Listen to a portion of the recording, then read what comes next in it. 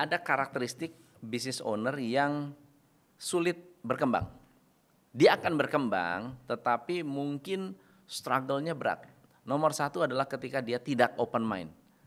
Jadi business owner yang tidak open mind, orang-orang yang berpikir saya bisa, saya bisa sendiri, oh dia bisa, saya juga bisa, saya kerjain sendiri, semua mau dikerjakan sendiri, biasanya yang membatasi adalah dirinya sendiri. Saya kasih contoh, ada orang punya bisnis, dia bilang begini, oh saya udah belajar tuh sama Tung Desem, saya udah belajar sama James Gui, oh saya udah belajar tuh sama si ini, saya udah belajar sama Mary Riana, semuanya saya praktekin sendiri.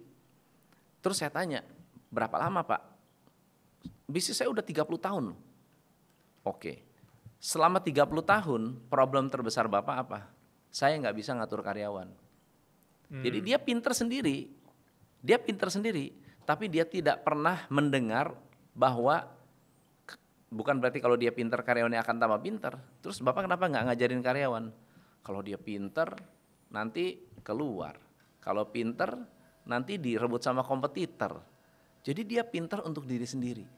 Nah, ketika dikasih tahu, Pak, Bapak harus punya pikiran yang terbuka untuk mengajarkan tim. Oh saya nggak mau, saya udah kapok. Nah udah, yang kapok-kapok itu dia sudah membatasi diri.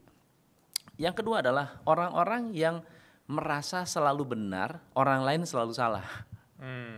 Pokoknya kalau ada masalah tuh bukan dia yang salah. Itu yang disebut victim mentality. Yang selalu merasa bahwa orang lain kalau ada masalah, saya menghadapi masalah saya itu bukan saya, tapi orang lain. Pemerintah lah, karyawan lah, customer lah, semua itu salah. Saya selalu benar. Nah, yang terakhir adalah orang-orang yang merasa bahwa dia tidak perlu melakukan hal yang baru untuk mendapatkan hasil baru. Oke. Orang-orang yang merasa saya akan melakukan hal ini terus-terusan berharap hasil yang baru, itu nggak bisa berhasil tuh. So jadi ketika saya melihat seorang business owner, ada satu karakteristik yang bagi saya mandatory, dan ini adalah make or break-nya proses coaching.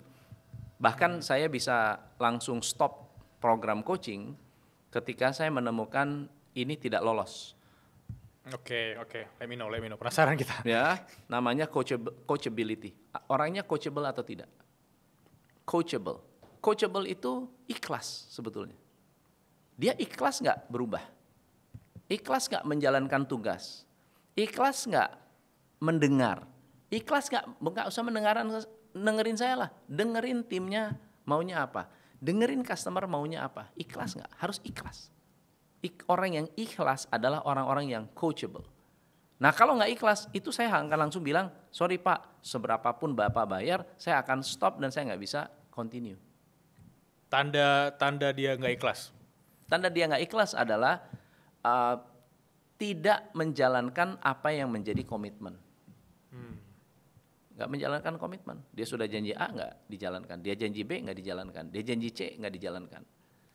Jadi walaupun dia bilang, oh ya saya mau, tapi nggak dijalankan. Padahal ada kesempatannya, ada peluangnya. Maka itu yang menjadi tanda ini orang bakal hebat nih. Saya ketemu klien, mungkin 2 atau 3 klien pertama saya. 3 klien pertama saya yang saya bilang, saya lihat Bapak sekarang dari desa, suatu hari Bapak jadi triliuner. Saya bilang gitu. Saya nggak pernah salah lihat orang. Hari ini asetnya 3,2 triliun. Wow. Asetnya 3,2 triliun, memiliki 9 company. Satu company rata-rata punya 5-6 cabang, 5-6 cabang. Dan bisa dibilang mereka nomor 1 di wilayahnya, di areanya. Yang waktu itu yang saya coaching paling omset 40-an M setahun. Jadi saya bilang, Bapak bakal jadi triliuner. Amin. Jangan amin-amin, percaya, beneran. Kenapa? Karena Bapak sangat coachable. Apapun ilmu yang dia dapat, dia eksekusi sepenuh hati. Sepenuh hati dijalankan. Dia nggak tahu akan berhasil, nggak tahu. Ya, ya. Orang ikhlas kan gitu. Dikasih tugas, dia akan jalankan sepenuh hati, walaupun nggak ada jaminan akan ada keberhasilan. Dan ketika dijalankan gagal, dia tidak pernah menyalahkan siapa-siapa. Ya, bagus. Dia menyalahkan dirinya sendiri. Mungkin ilmu saya kurang bagus, saya juga sampaikan, mungkin saya juga salah.